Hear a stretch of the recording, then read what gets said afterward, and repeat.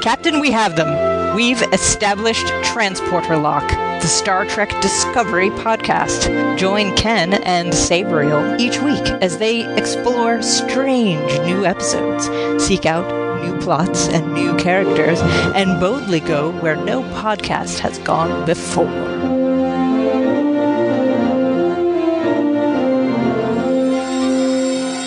Hello and welcome to Transporter Lock episode number 24 for November 2018. I'm your co-host, Chief Engineer Ken Gagney. And I'm Captain Sabriel Maston.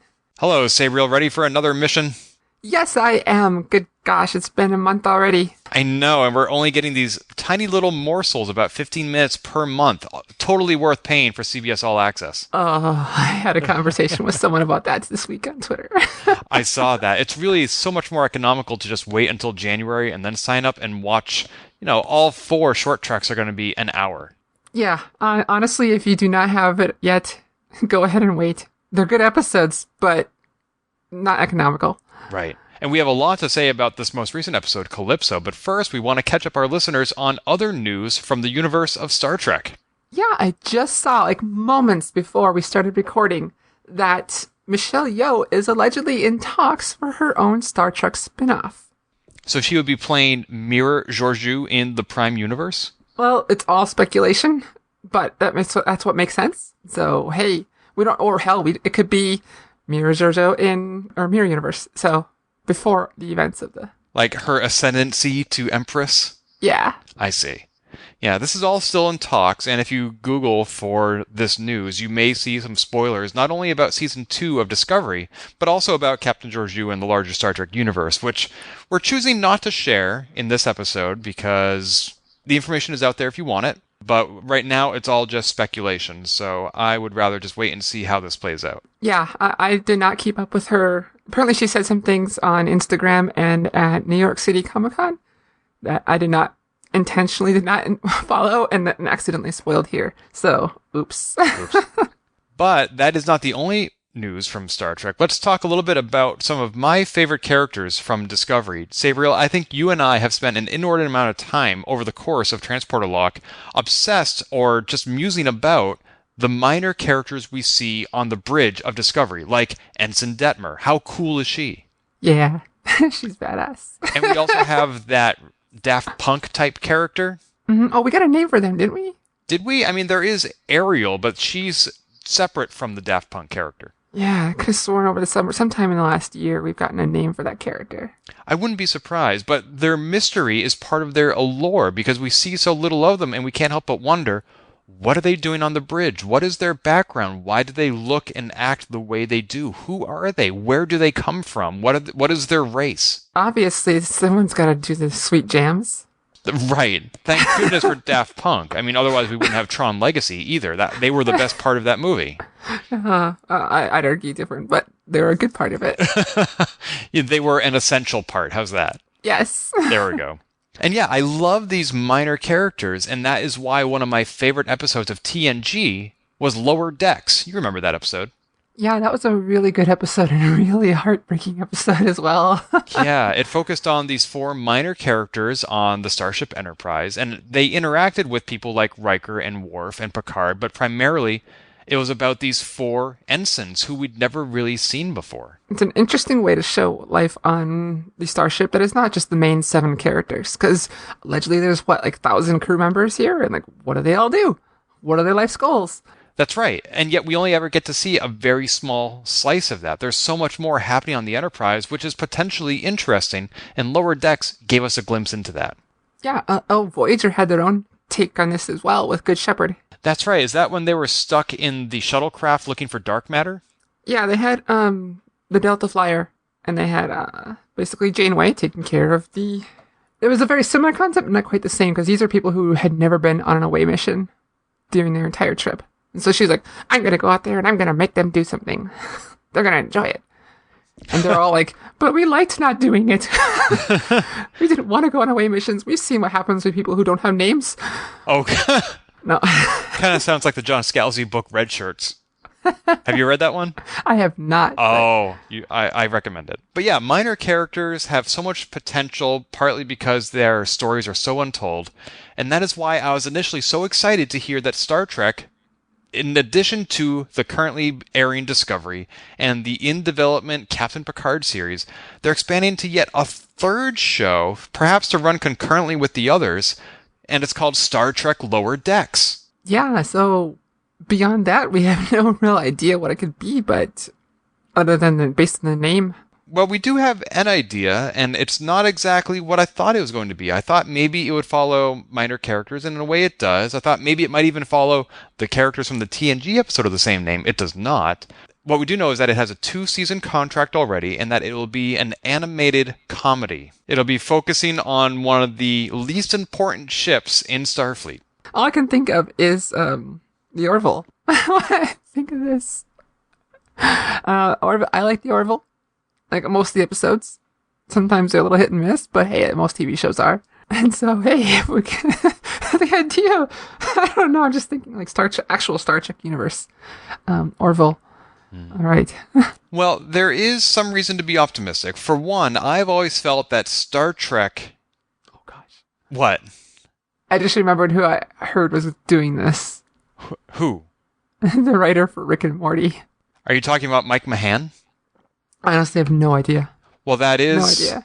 the Rick and Morty head writer. And I was going to mention him because that's one of the reasons I'm optimistic. He is somebody I have never heard of and associated with Rick and Morty, but I did discover his name just about a month ago because he has published a book and he has a Twitter account where he details the plots for the unaired Next Generation Season 8. It's a parody account. It's a parody book. I haven't really explored it too thoroughly, but by all accounts, it's been quite well received and is quite hilarious. Yeah, I've heard that too. I've seen some of the tweets and they are pretty funny. They are good. I mean, the guy's got talent. And this is the guy they tapped to write Lower Deck. So they liked his TNG plot so much, they're like, we're going to give you a whole series to enact these plots. I think there was a Deep Space 912, but I don't know if he ran that. If he ran it, you said? If he did anything related to that, or if it's just someone else jumping on the bandwagon. Well, let's see. I just pulled up Mike Mahan's profile on Memory Alpha, and it doesn't mention anything about DS9, Voyager, Enterprise, etc. Only All right. That he did write a short Treks episode that we will be seeing soon, and that he will then be working on Lower Decks as head writer and executive producer. Right on. I am cautiously optimistic because I know the guy's funny. Well, one thing I've always thought about Star Trek is that we consider Star Trek to be almost a genre of fiction, when it's not. It's a setting. And in that world where we have this time period, these characters, and this technology, you can tell any kind of story you want. You can do murder mysteries, which we sometimes saw on TNG and DS9, but you could also have a bunch of characters hanging out in 10 Forward and have it be like the TV show Friends. You know, you could do a comedy, or even more like Cheers, for example. Literally go to the holodeck and create the originals, like the original inspiration for those, like Dixon Hill. Yeah, or, Wagon Train to the Stars. Yes. So you can tell any kind of story you want in this world, and yet we've always told science fiction as if science fiction is a genre, and it's not, really. So I'm excited to see them breaking out of that mold and telling different kinds of stories in the Star Trek universe. I don't think it'll dilute the universe. I can imagine some problems trying to make everything canon and make everything align, and I'm sure that there are going to be some people very upset with that. But overall, I would like to see what they do with this. Same, and it almost seems like CBS is finally getting it, where we just want something to watch, and you can print money as long as you make good content. Well, at the same time, we did have an 18-year run of continuous Star Trek on the air, and I think they sort of oversaturated the market. I hope that we're not going to see another bubble like that will ultimately burst. Yeah. But we'll see. So we have this to look forward to. No ETA at this time, but we have the Picard series, the Lower Deck series, possibly Empress Georgiou. So let's see what happens next. Yeah, so should we talk about what we watched this week? Yeah, the reason we're here is Calypso. Shall I give a TLDR? Yeah, please do. So a human who has been adrift on a escape pod for about a month gets tractored into Discovery, where he wakes up and finds himself completely alone. The ship is abandoned except for a disembodied voice that he discovers is an AI. He also discovers that the AI has not seen its crew in about 1,000 years. So it's just the two of them alone on this ship, and they get to know each other pretty well, perhaps even get a little flirty, perhaps start to fall in love. But then he eventually decides that he needs to leave the ship and go in search of his wife and child, who he has not seen in 10 years. The end. Yeah, so if you want a good story, just borrow from the Greeks. How familiar were you going into this with the original story of Calypso? I remember reading about it, or hearing, or maybe even reading it in high school, but beyond that, I had lost a lot of that, to be honest. I remember, like, the vague, like, person gets stuck on an island kind of thing, and gets healed up, but I forgot it was this story, to be honest. Same here, to be honest. So this seems unlikely for a couple of reasons. One, in high school, where we had to take a foreign language, I was not permitted to choose what language I would take. I wanted to take French or maybe even Spanish. No, they forced me to take 3 years of ancient Greek. Because, everyday life. I can't tell you how many ancient Greeks I've bumped into that I'm now able to be conversant with. Oh man, that must be so satisfying. I know, right? Or not. So, despite taking 3 years of Greek, I actually never read the Odyssey. I think, honestly, reading a lot of ancient Greek, I think it could, reading a lot of those stories, I think a lot of them could drastically be improved with some retranslations into modern or contemporary English. There are hard reads. I can imagine that, yes. So, but the point being, I didn't know how familiar this story was. That's basically a retelling of Odysseus's encounter with the nymph or whatever, Calypso, on an island where she basically kept him trapped for several years until he eventually left in search of his family, and she let him go. Yeah. She healed him up, helped him heal his wounds, and right. She saved his life and healed his body. Except in the Star Trek show Calypso, it's not a nymph. It is an artificial intelligence named Zora. Apparently, no affiliation with the aquatic race from Hyrule. Maybe she played a lot of Zelda. I mean, she had 1,000 years. That's right. And speaking of 1,000 years, I was so relieved that this AI did not, in its 1,000 years of solitude, have a psychotic break, because we so often see that, especially with this AI being represented as just sort of a small circle on the wall, kind of like Hal. We didn't see that. It was more like Amazon Alexa meets Her, the movie. Did you see the movie Her? Yeah, I did. I like that movie. I like that too, and this episode made me want to go rewatch it. But yeah, this AI, she is empathetic, she's caring, she's conversant, she has no hidden agenda whatsoever, and yet she is still obedient to her directives, which are non-malevolent. Yeah, I could appreciate not going down that trope of a computer goes haywire and starts trying to kill everyone. Oh hell, maybe that's what happened. I don't know. But in the past, but no, I don't think so. No, I really like that. I really like this character. And honestly, the first thought I had thinking about this, like, well, this is the same computer. It made sense to me. Because also I thought of the Next Generation episode where the Enterprise D computer becomes sentient. But that one is one where it went haywire. That's right. And the NCC 1701D ultimately ended that episode by ejecting some sort of a physical mass from itself that we never saw again. Yeah, who knows? It happened a lot. Let's just put this off into space and hope it doesn't bug anyone else. Space is very big. Yeah, and speaking of things we'll never see again, what we find out in the show, as we may have mentioned, was that it's set 1,000 years in the future, and that raises so many questions, like, will we ever see either of these characters again? But also, what happened to Discovery and to its crew? Yeah, is this an alternate future? Is this something that is going to happen? Is this like something that is a plot thread off something that's going to happen in season 2? And they were like, all right, we're going to leave the ship here for 1,000 years and we'll come back here in the year like 20 or 3,400 and get our ship and we'll do our thing and then go back in time. Who knows? I mean, we did see in season 1 that when they came back from the mirror universe, they traveled a few months into the future. So maybe this is some side effect of the spore drive?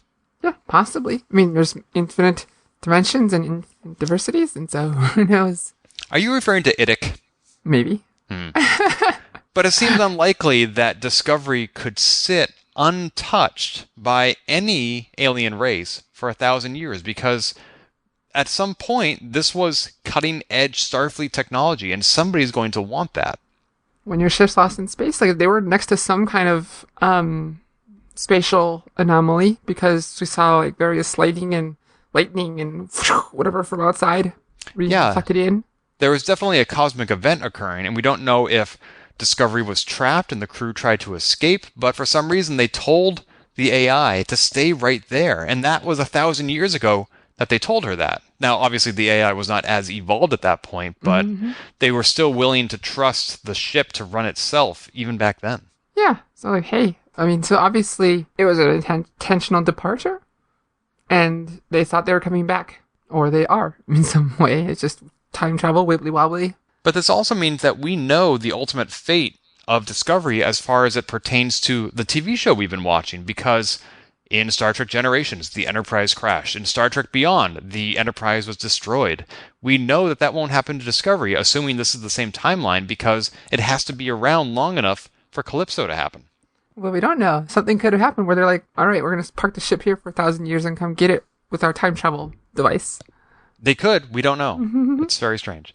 Let's talk more about the characters of Kraft, as he is known, and Zora. What did you think about their interactions? I had a lot of fun with it. Kraft is a really cool guy.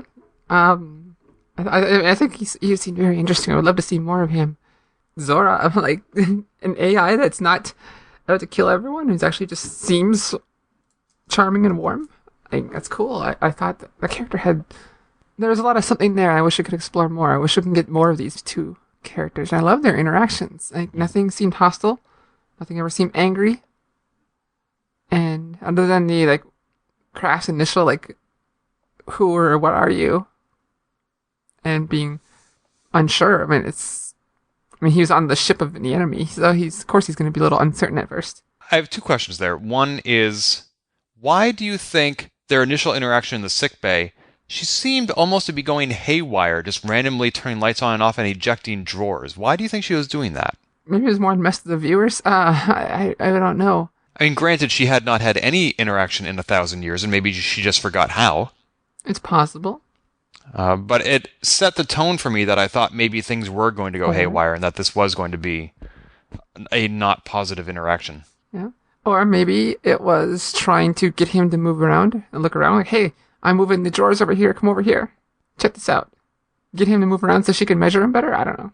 Yeah, because he did take a hold of something he was going to use as a weapon, and that seemed to be something that Zora was proffering to him. But obviously he didn't need it in the end. Mm-hmm. Now, also, you had said that he had reason to be suspicious because he was on the ship of the enemy. What did you mean by that? Yeah, so he mentions he's fighting someone named the Vidreish. Or Vidreish. Yes. And these people watch something like Betty Boop. And he mentions that these people hold on to these ancient, basically the ancient media and whatever like that. They value that. And like, who is this? Who is this? And some commenters noticed that it sounds vaguely like the Federation, Vidreish Federation. And like, I didn't pick up on that. I mean, I kind of connected, like, he's obviously talking about humans, but other than that, like, I didn't pick on the similarity. Is it obvious that the Vidreish are human? To me, it is, because they have things like classic Americana in their media banks. But, I mean, anyone could have picked it up, but I think they would have hinted more towards that if it was the case. But we also know that the Enterprise has Klingon opera in its database. Yeah, that doesn't like make them Klingon. Like I said, I think they would have alluded more towards that if that's what they were going for, though. I had to rewatch the episode to confirm that Kraft himself was human. Yeah, oh yeah, Zora mentions humans on the planet. Right, there was in her database of 1,000 years ago, there were no human settlements on Alcor 4, but her database was out of date. But when she said that he was on an enemy escape shuttle, and that escape shuttle had Betty Boop, that made me think that the escape shuttle belonged to humans. And so that made me think that he was not. But rewatching it, I think that either both sides are human, or the Vidreish collect human media artifacts. That's a possibility. I mean, we literally or technically don't know. Right. Just, Yeah, Memory Alpha seems to imply that Vidrash are aliens, but since this is set 1,000 years in the future, we may never find out. Yeah, or we'll find out in season 2. So what else did you notice about this episode? I love the food where Zora's introducing food to Craft, like waffles and Pour syrup on it. Yeah, and the concept of Taco Tuesday. What's a Tuesday? Now that caught me off guard because he asked her, how long have you been waiting out here? And she says 1,000 years, and that's meaningful to him. He understands that unit of time, but not what a Tuesday is. But years break down into months, and then weeks, and then days. And yet he doesn't know the names of the days? I could see it making sense 2 ways. One, by then, Elcor, 1,000 years later, Elcor might have their own date. 2, we know everyone uses Stardate when they're in space. Oh, that's a good point. You know what? That's true. Maybe even in the modern age of the Star Treks we do watch, maybe they don't know what Tuesday is either. Right. And like Spock does, because he knows, what was it? They made a reference to a date, something like that. This was 1,300 years ago, 2 months, 3 weeks, and 4 days ago, a Tuesday. Oh, when was that? Like that? I think it might have been Trouble with Tribbles or something like that. I don't remember exactly. But some people use weekdays, and they did in Enterprise still. Yes, I definitely remember that happening with Captain Archer, where they didn't have star dates. Didn't they say, like, May 25th, 2063 or whatever? Yeah. Obviously not 2063. I'm off by, like, 100 You get the idea. years. You get the idea. Okay, so that's reasonable. I mean, I am looking up the Wikipedia page for Tuesday, because I was curious how old Tuesday is. Are you laughing at me? Dear Wikipedia, Memory Alpha, what is Tuesday? Well, it dates back to Computer. it seems to date. How hush, how quaint. It does seem to date back to ancient Greece, just like Calypso. So you were saying 1,000 years from now they might not know what Tuesday is, but 1,000 years ago we knew what Tuesday was. Yeah, but a different planet, It's true. different type of human. What other things did you pick up on? Oh, by the way, this is 2 short treks in a row where significant scenes happen in the mess hall. Yeah, you're right. You're right. Someone cleaned up after Tilly. 1,000 years later, still we see all these space rabbits running around. Because 1,000 years later, they have breeded and taken over the place, kind of like Tribbles would. That would happen in Red Dwarf. Oh gosh. The ship's cat turned into a whole subrace of cats in the bottom dwellings of the ship, and there was humanoid cats with their own religion and everything like that. I don't think we're going to see a Red Dwarf reference in Calypso. Probably not. I don't know. There were Star Trek references. There was in Star Trek Deep Space Nine. There was a Red Dwarf reference. Really? It was on a board in the promenade talking about the Jupiter mining company. Oh, fascinating. I didn't know that. I haven't never seen Red Dwarf. That would have been lost on me. Huh. Anyway, Calypso. Sorry. Yeah. This makes 2 episodes in a row where a human is in the mess hall trying to determine what race or species this new character is. Yeah, I hadn't thought of that. Yeah. And then they bond over food. The difference being last time it was the human giving the alien food. This time it's the alien giving the human food. And by alien, I mean AI. Right. And speaking of food, there were some very interesting things that happened on the bridge. Those, I would say the bridge and the mess hall were probably the most important sets for this episode. And on the bridge, one of my favorite details of the entire episode was Kraft eating popcorn out of a little popcorn box with the Starfleet logo on it. I love their little take on the traditional, what we know now as the red and white popcorn box. Right. And then having their little Starfleet. I mean, you got to wonder, was this already a pattern in their database where they can replicate this as needed? Or was this something that Zora was like, oh, we're going to be watching movies and my craft and my crew needs popcorn. I better make sure that this is properly branded. And because who would care? Like, oh, is that a regulation popcorn tin? I don't think so. To the brig review. Now you're making me question, in Voyager, there was an episode where the crew, Tom and B'Elanna were on a movie set, or in a theater, in a holodeck. I can't remember what their popcorn boxes looked like. They went to a 3D movie. And certainly they did watch a lot of 2D movies on Enterprise. Yeah. But I don't remember if popcorn was part of that though.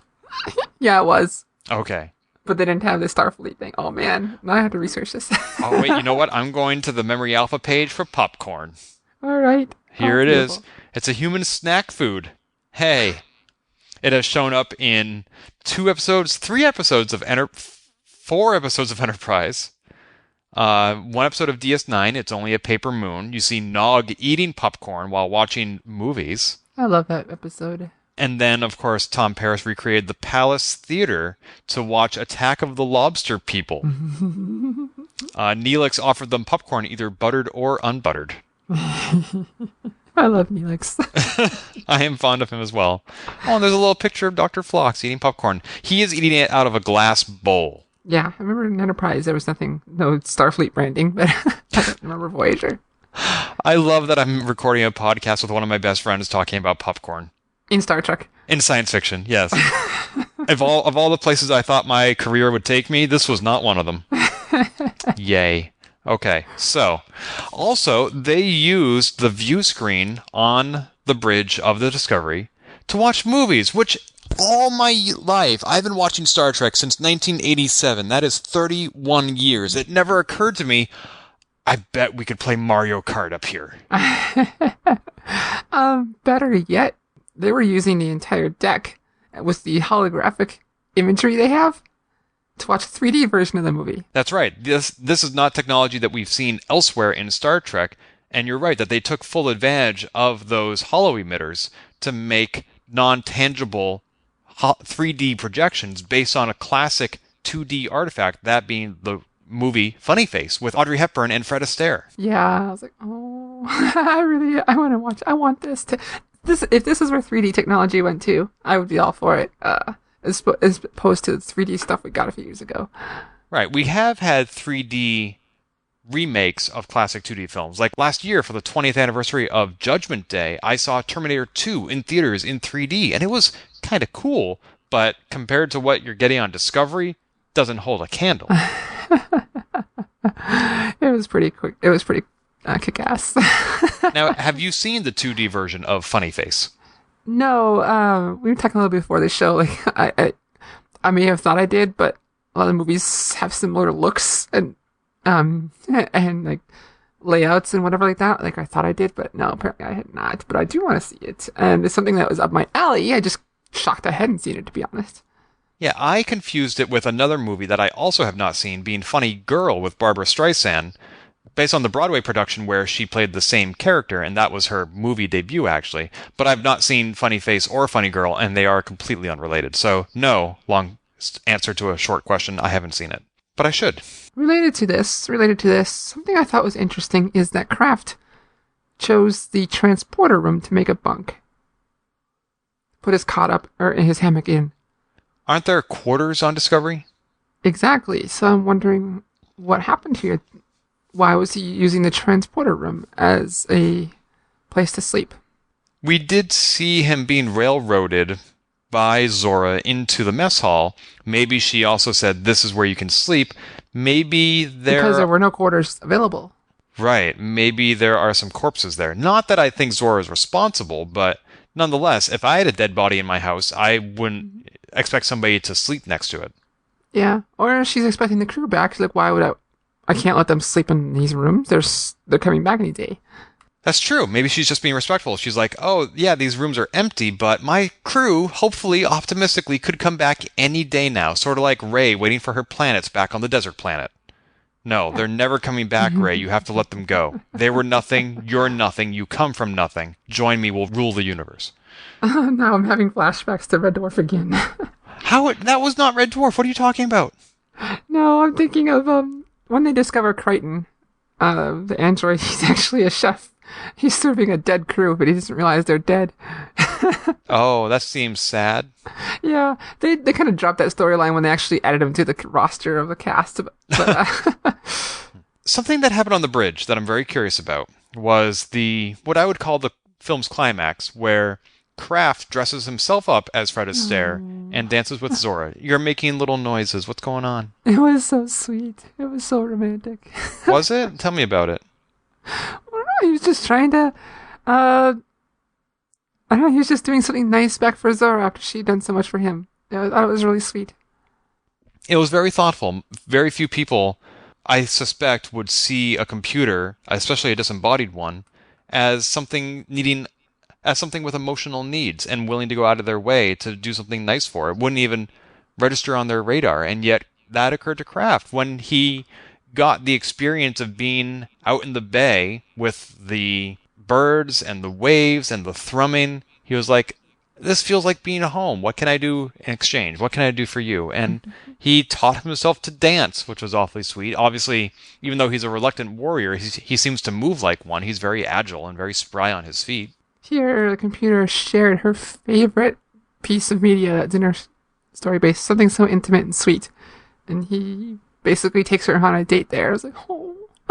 Yeah, although it was a short-lived one. Yeah, but still, this it was so sweet. I was very happy. Now, something I can't figure out about that scene. I don't know who played the holographic Zora. All the credits I see say that she was voiced by Annabelle Wallis, who I want to talk about in a second. But I can't find out who physically portrayed Zora. It obviously was not Audrey Hepburn. Mm-hmm. I don't know the answer to that one either. And I wonder why this person is going uncredited, or if maybe my Google foo is just weak and I can't figure it out. Have you seen an image for the voice actor? Is it the same person? It could be, actually, now that I pull up Annabelle Wallis in the IMDb, it could be her, but I don't know her well enough. I don't think it is. So a couple of interesting things about Annabelle Wallis. One is that as recently as this year, she is or was in a relationship with Chris Pine. That, of course, being the actor who plays Captain Kirk in the most recent movies. And then also her uncle is Richard Harris, who played not only King Arthur in the musical Camelot, but also was Dumbledore in the very first few Harry Potter movies. Wow. Yeah, so she comes from a long line of actors, or at least one actor, and she's in a relationship with another one. But she's probably most recently known for being in the movie The Mummy with Tom Cruise. But I still don't know if that was her dancing with Kraft. Yeah, the way the cinematography was kind of made her faded. You know, it was a holographic image, and they were kind of making it faded intentionally. By the way, that was some fantastic special effects where these two people are dancing, but one of them is glowy and translucent. Yeah. I kind of felt like I was watching Mary Poppins. No, I can see that. I can totally see that. Yeah. I really dug that scene. Oh. I mean, it makes me wonder from a technical perspective did they film this as two people dancing and they added an effect to one of them, or did they film it as one person dancing and then they digitally added the other, which would be more authentic to what actually happened in the episode? Yeah, I really don't know. I was wondering that too when I watched it. Like, did they just film us dancing together or not? So, I don't know. I suspect they were in the same room when they filmed it, but I don't know either. But eventually, she decides he should go home. I thought it interesting in that same scene where when Audrey Hepburn first shows up, Kraft says hold and the program freezes, which I guess is the word that they use instead of freeze program. And she stops and he asks for a more authentic interpretation, and then Zora shows up and they dance, and again he says hold and she stops, just like a holographic program. And I thought it interesting that this technically is Zora, who we can see to a great degree has her own will, and yet she is still obedient to commands. Even as she's verbally pleading with him not to leave, that holographic program isn't chasing after him. The words aren't coming out of her mouth. It's still a program that is designed to obey humans. You can see it that way. You can also see just the computer's representation of stop, we have to stop this kiss. Or like, I mean, technically maybe, but it also felt real to me. Like this is the computer's just saying, or the computer's way of expressing someone stopping if it was two actual people. I can see that. That's possible. There's also the possibility that the holographic representation would have physically backed off and just said like, hey, what's wrong? Are you okay? Like a real person would. Mm-hmm. And then that last moment where a single tear rolls down her eye, even though the program is frozen, that still happened. Yeah. Oh. I could feel her. Oh my god. Are you okay? I'm all right. I recently had a thing, so I'm all with her. I'm all with Zora. I can understand exactly how she's going.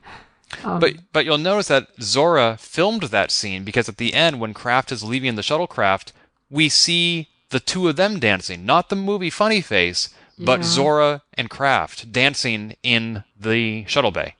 She'll always have the memories. That's right. And bittersweet or good as they are. She might be alone for another 1,000 years, but she has this brief interlude, this brief romance to sustain her and to remember. Did you see it coming up that the shuttle was going to have that name on it? No, I didn't. I was waiting to figure out what's it going to be? What's it going to be? I was like, aw. That was the only part of this episode that I figured out ahead of time.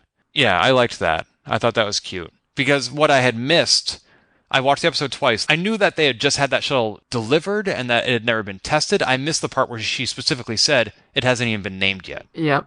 I'm like, oh, that gives her the chance to name it. Uh-huh. And so we also see, she does have some kind of free will. That's right, and perhaps even some creativity. Speaking of being creative, we see Kraft wearing a disco shirt. Yes. And it has the wrong font. I noticed that too. I was like, what? Apparently they changed the font in 1,000 years.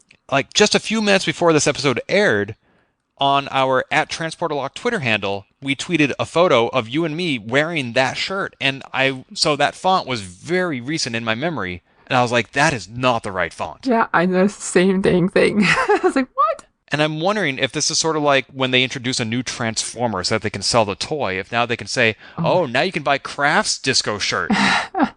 It's just got to catch them all. Oh gosh. We didn't talk much. We didn't mention that he had a family back at home. He'd not seen him in 10 years. Yeah, he left his son when his son was 1 month old, and the son would probably now be about 10 or 11. And he has a wife, and we presume that they're both still alive, but we don't know if this is on Alcor 4. We don't know if they're still alive as a result of the war with the Vidrash. Yeah, and he's a reluctant soldier. Yeah, too. We did mention that, but we don't know how he got conscripted, if this was the government forced him into it, or if he had to protect his own because nobody else would. He did say that there are fewer and fewer humans on Alcor 4 every day. Yeah. But we don't know what's become of the Federation, and this actually brings up a larger question that I want to ask you about. How do you feel about this episode being totally divorced of any familiar character or continuity that we have so far known? Needed? I don't know. To me, the situation that they shove it in 1,000 years in the future makes me think this is going to relate to the season. Because there's no need to have it 1,000 years in the future. Maybe because they still wanted a human character for some reason. Like, well, how would a human character not know what Discovery is from that timeline? Or at least what a Federation ship is? Do you think they could have told a story where he wakes up on an abandoned Discovery without it being set in the future? Yeah, you know what? He would have recognized it as a Federation ship. So maybe it had to be 1,000 years in the future. Or if maybe they wanted to use a human. Or maybe he could have... Right. That's it exactly. Maybe he could not have been human. Yeah. Maybe it had to be. And the fact that they chose Discovery, it's still to me, it feels like it's something that's going to be relevant to the season. I have a lot of questions about it being set in the future. I don't like the idea of knowing the ultimate fate of Discovery. I feel like that, to a degree, sort of, they've tied their hands and now they have to tell that story. But other than that, compared to the Runaway episode where you and I watched, I felt like Runaway, which was actually several minutes shorter than this one, I felt like it was too neat a package. We had an entire story told beginning to end in 12 minutes, and it was all tied up with a neat little bow at the end. Whereas this episode that we just saw, I feel like we came into the middle of something, and there were still so many questions left at the end, and for that reason, I loved it. Yeah, well, I really dug this episode too. The first one, Runaway felt more like they edited it too much. Because some of it just felt like, oh, this is too rushed. You could have sucked out another minute or two to make this flesh out a bit more. I absolutely agree. So yeah, Calypso, I really enjoyed it. I really loved this one. I was concerned that my first impression of short treks was not overly positive, and I thought that might be a bellwether of what was to come. But after watching Calypso, I'm like, no, give me more of this. Yeah. You know what? Also, something I thought about, remember, it was a year or so ago. Paramount put out these new guidelines for Trek fandom to make their own shows because Axonar screwed things up. like, and so they can't make an episode longer than like 10, 15 minutes or whatever like that. And I was like, how could you tell a good? My thought was, well, how could you tell a good story in that amount of time? And like, here they're proving it can be done. Absolutely. Yeah, I think the rules that we've put on fanfic are ridiculous and unnecessary, and we worked very well without those rules for many years. But you're right that even though fanfiction is now limited to a certain amount of time, CBS themselves are demonstrating that that amount of time is enough to tell a good story. Yeah, with characters who are not in any known universe. And completely new actors. Yeah, so I doubt that was their intention going in, but it shows it can be done. I am glad I didn't watch the trailer for this episode because it says in written text right in the trailer, set 1,000 years in the future. Like, spoiler. Why would they do that? I thought that was a really important part of the episode to discover organically. Whoever makes these does their best to try to make it enticing for people to watch, even though the people who are going to watch are already going to watch. Yeah. They do a bad job. But next episode... There's also the fact that the trailer itself, since Short Treks is so short, the trailer is 10% of the entire episode. Yes. Yeah. And so I have skipped the trailer for the next episode. Is that The Escape Artist? I don't remember the name, but it's the episode with Saru. That is not The Escape Artist. Okay. The Escape Artist is the one written by Mike Mahan, who is doing Lower Decks, as we discussed at the top of the hour. Okay. Yeah, that's right. I remember seeing a tagline saying, bringing back everybody's favorite Kelpian. I'm like, he's the only one we've seen who didn't become soup. Come on. We don't have a lot of choices here. Our favorite and only living Kelpian. We saw a few others in the Mirror Universe. I suppose that they did survive and didn't become soup, but... I was pretty fond of number one. Which one was that? Number one. Kelpian number one. I don't know. Oh, I see. Kelpian number one. Oh, by the way, very minor observation. The second time I watched these short treks, I tend to do it with the captions on, just to make sure I didn't miss anything the first time. When I watched Runaway with the captions, there were no apostrophes. That's weird. So all the contractions, like don't, were spelled like D-O-N-T. Don't. Yeah, and I can figure it out, but it was disconcerting for somebody who, is very meticulous with his copy editing. That's really weird. This week, they had apostrophes. There was one instance where they confused its with its, and that is a human error that occurs frequently, but I was so glad to see the captions back. I think it might have been an issue in Runaway with the fact that they were using smart quotes or curly quotes. And some fonts have trouble with what you call high ASCII characters. They get stripped out or they get turned into other characters.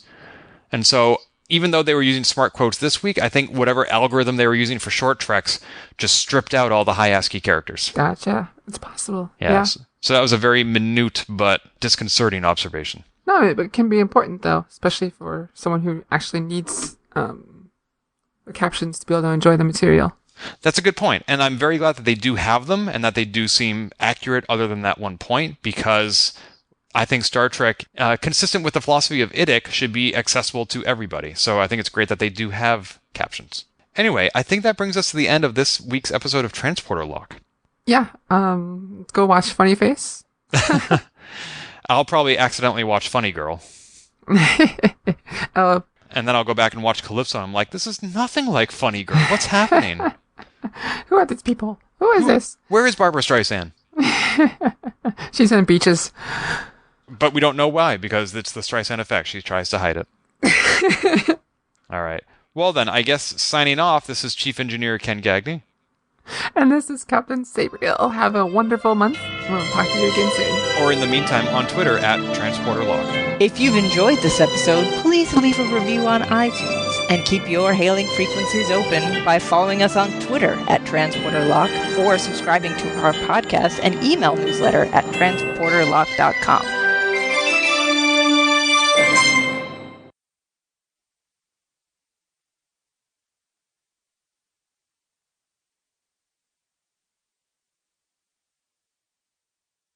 What race is Saru?